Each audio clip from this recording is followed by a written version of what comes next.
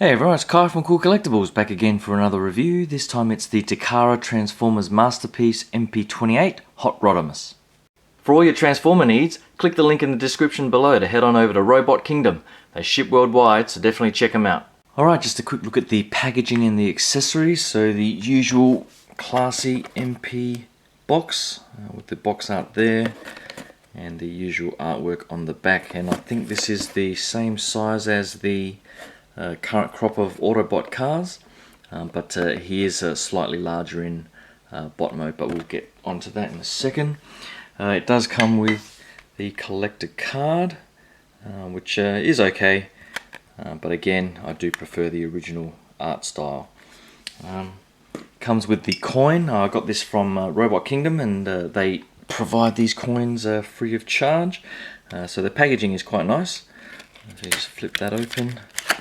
Bit of sticky tape there, so my actions speak louder than my words. I'm not sure if that's from the original tech spec or something like that, but pretty nice. But I always take out the coins, and the coin itself, as always, is pretty damn nice as well.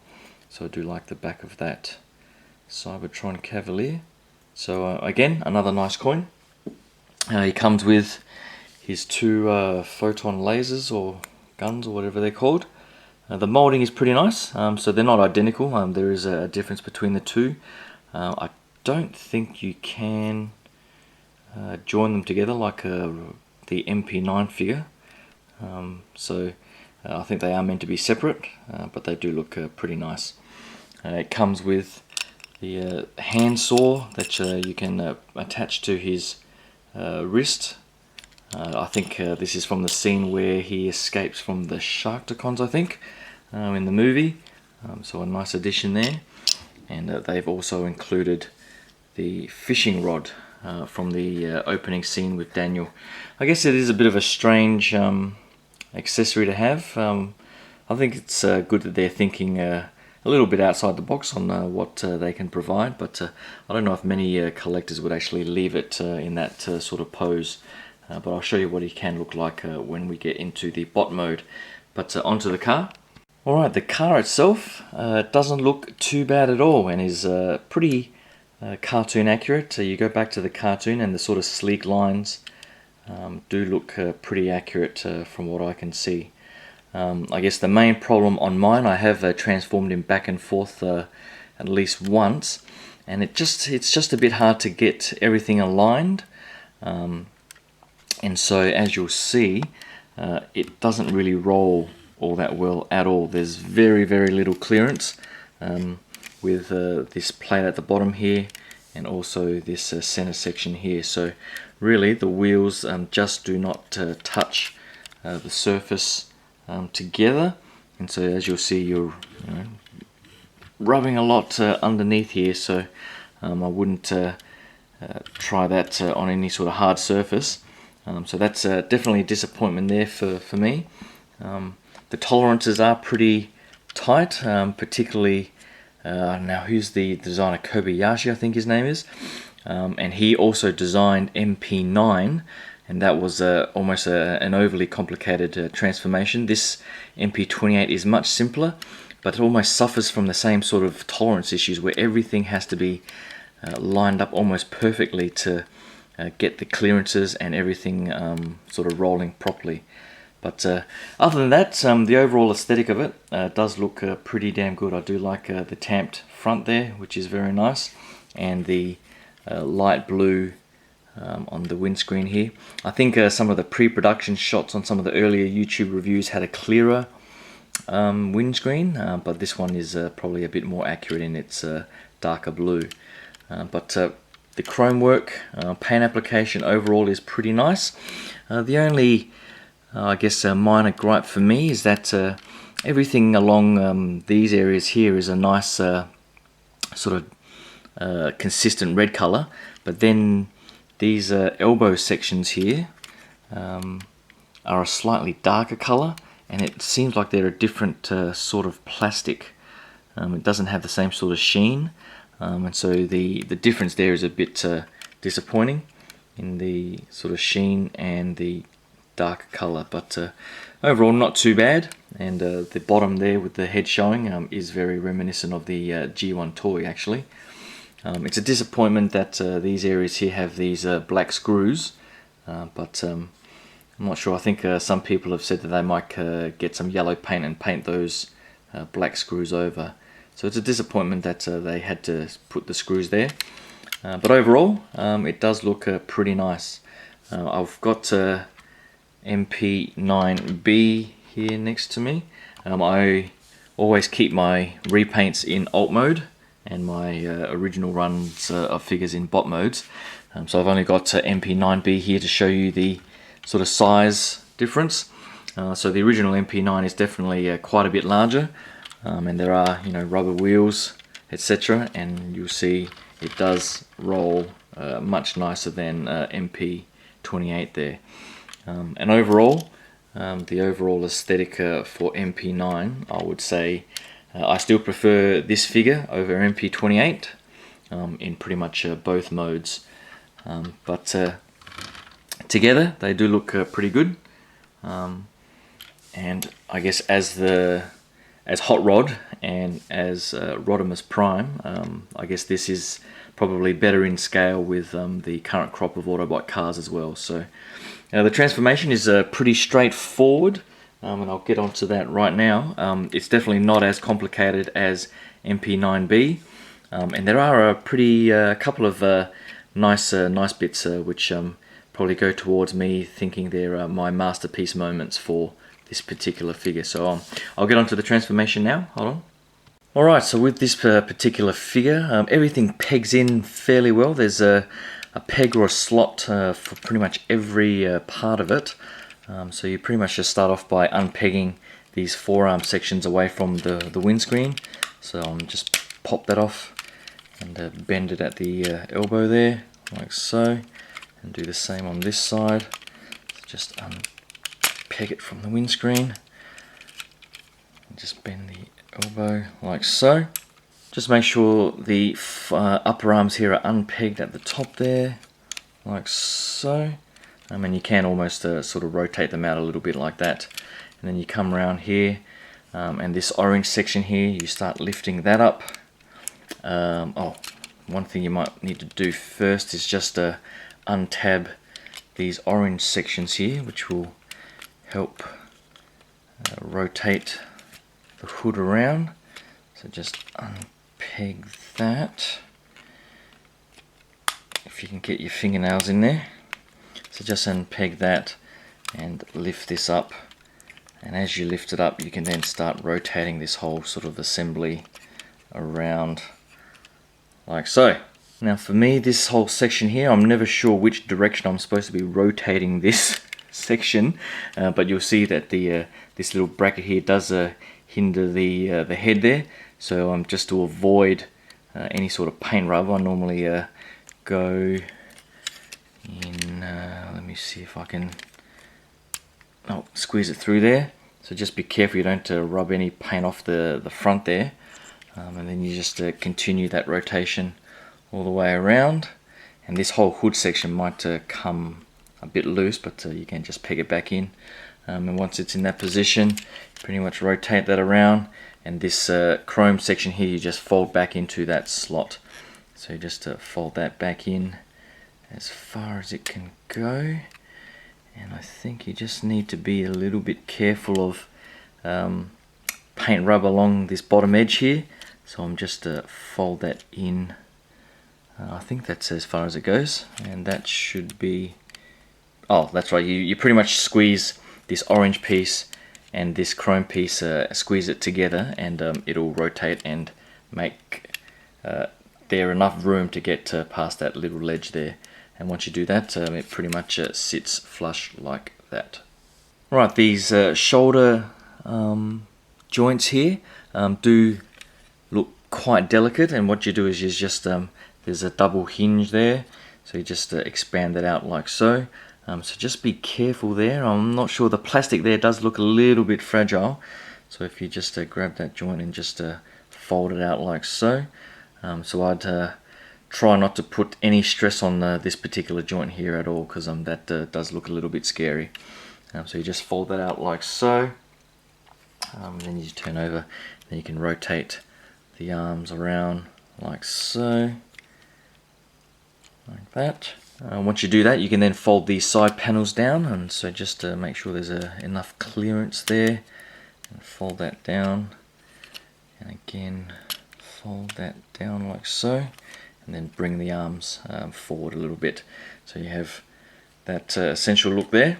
With the arms here, you just bend them straight again, I believe, and this next part is probably my favorite part of the transformation.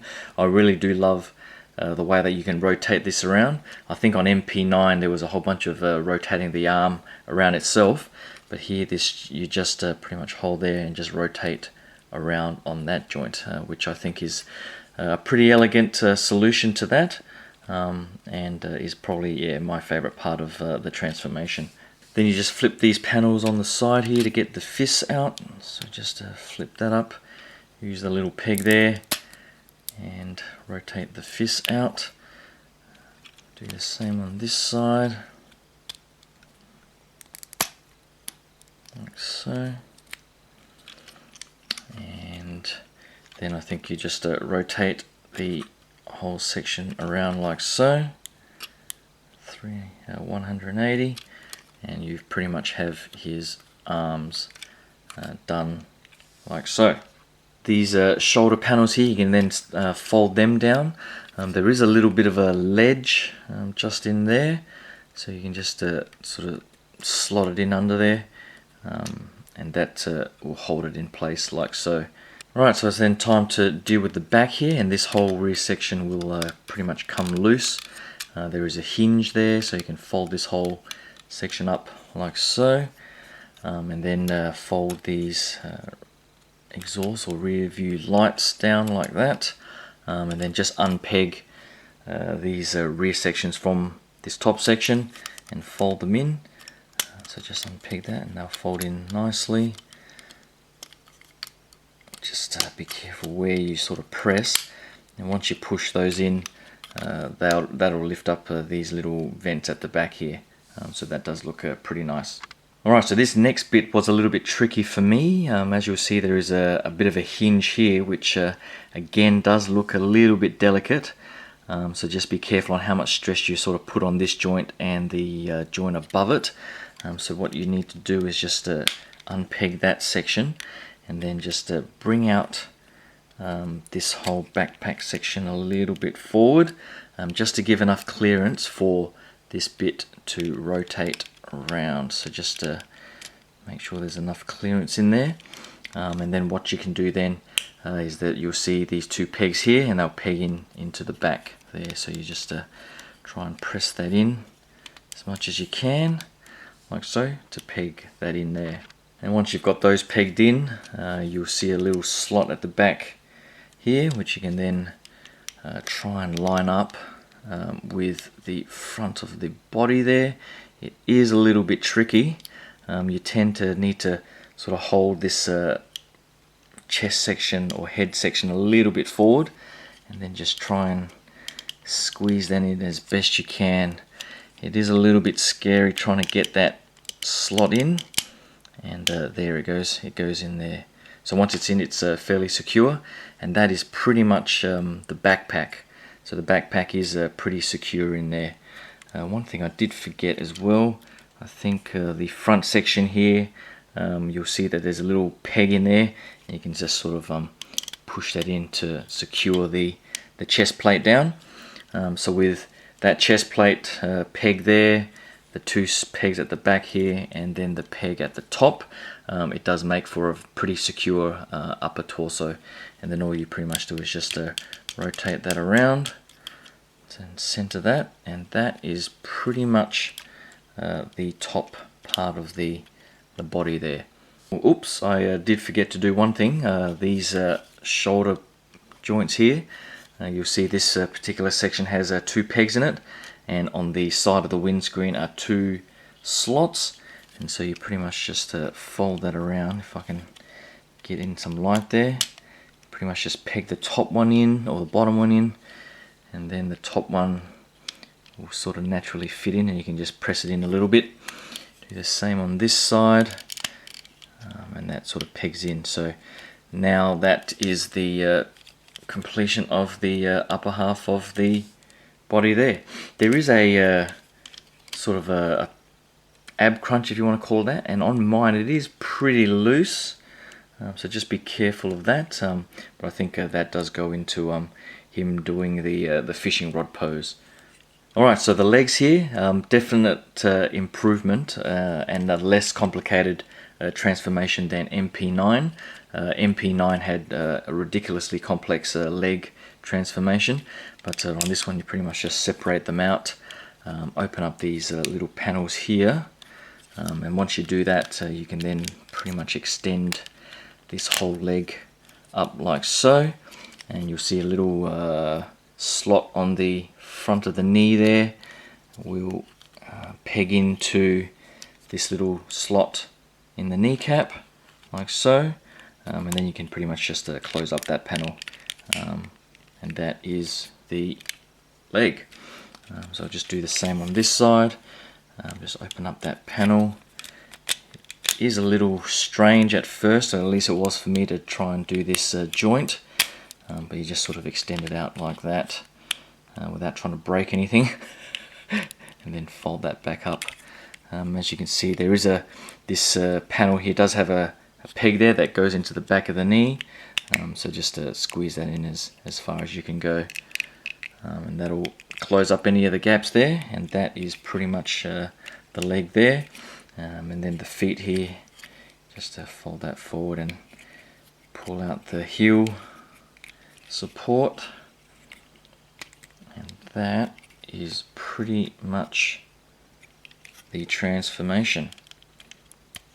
So just bend his elbows there, just be careful how you sort of articulate the arms, but that is pretty much the transformation to hot rod. Alright, but for a closer look at MP28 here in bot mode, I do like the head sculpt with the younger look there. You can lift up his head here and reveal the little goggles, and they are a nice sort of bluish color as well.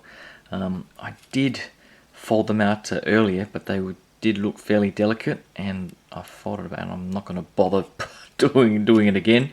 I think you need to push it in there quite far down so you can properly close the head there.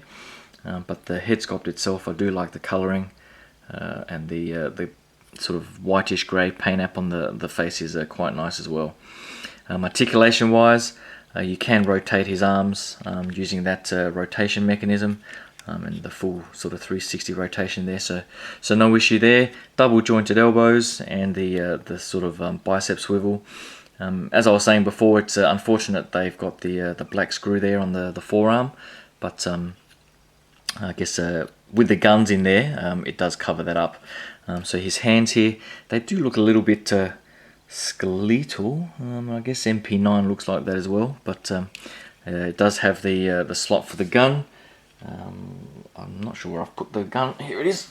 Hold on. So you just pretty much slot it in there like so, and close up the fist. So from the front it does cover up the black screw, so maybe they thought that was a good enough compromise. And he does look pretty good with the double sort of guns in his hands. It is a bit of a pain to get out. As I was saying before, it does have the ab crunch, and it's also got the waist swivel, so plenty of articulation there. You can lift up these panels on all sides, it seems, yep, and on the rear here, if you want to get back that far. And he also has a lot of range of movement at the front. There is a double knee joint, so he's got some awesome sort of posability there. On the ankles, it does have the pivot like so, and the ankle rocking motion, which I do love. Now I guess it is disappointing that they've got the ankle joint there in this red color, so it must have been part of the cast or the mold with the rest of the red parts, but it would have been nice if they actually did it in the same color as the rest of the lower leg. So it does look a little bit strange having red ankles there instead of grey. So a bit of a nitpick on my part there. But overall, with the rest of the articulation and the look, he does look pretty damn good. People have been saying he does look a bit too buff up top and a bit too skinny down the bottom. But overall on display at that sort of reasonable distance, he doesn't look too bad. And it does sort of fit in with the rest of the Autobot cars and their aesthetic as well, so I can't complain too much. I guess MP9 does have a fairly chunky lower half, so that might be skewing it as well, but overall I can't complain too much about this bot mode, particularly with such a nice and sturdy backpack. I do like the way that they folded that away, and it doesn't look like it's too much kibble at all, so I quite like how he looks from that particular angle as well. So overall, not too bad a transformation. Alright, to get him into this fishing rod position is a little bit tricky, and I'm not sure that I could get it properly done, but you pretty much rotate his sort of legs out to the side as far as you can. Bend his legs forward like so. Now the tricky part is trying to get his arms together to hold the fishing rod with his arms together, and I think I was hoping that you'd be able to do it without having to unpeg the shoulders here, but I think that's pretty much impossible, so you pretty much need to unpeg that to get the hands lined up, and you pretty much just slot it through, something along those lines. Just to open up his hand a little bit there. And actually, I'm not sure how I'm going to get that through. Just put it through like so. Have him hold it along there, I guess. And rotate that around. Something along those lines. So I think most collectors can probably do a better job than me with that particular pose. But I definitely won't be keeping him in that sort of display, but I guess it's a nice option, particularly if you've got the little what's his name, Daniel figure from some of the previous releases as well. So not too bad an option, but not for me. Alright, so for comparison, here's MP28 on the right with MP9 on the left, and as you can see there is a definite big difference in size, and the overall color is probably the biggest difference, I think, is in the shins here. It is a much darker sort of gunmetal grey on MP9, whereas the grey on MP28 here is a much sort of lighter, almost bluish colour in comparison. But I think this pretty much shows clearly to me that MP28, some people have been saying that it's a replacement for MP9, and I don't think that is the case at all. MP9, I mean, I've got it with the extended hip joints and the older face to sort of, I guess, replicate his growth into Rodimus Prime. So I've tried to keep that accurate to the cartoon at least, and so this is the how he looks starting out at the beginning of the movie. So I'm definitely glad I've got both versions. Now I would have to say, despite all of the complexities and bitchiness about MP9, the broken panels, etc., I'm lucky enough to have the version 2 here, where the backpack and the knee joints and everything else are pretty much solid. Most of the QC issues were fixed in the version 2, so I'm definitely glad I've got that version to go with Ultra Magnus and Optimus. And this guy will go with the smaller crop of Autobot cars. So if you can still get your hands on MP9 at a reasonable price, I would definitely say go for that as well. Alright, so for a final size comparison, I've got MP10 at the back, MP27 Ironhide, and MP12 Sideswipe. So Hot Rod here sort of fits in between Sideswipe and Ironhide. I'm not sure if that's totally cartoon accurate.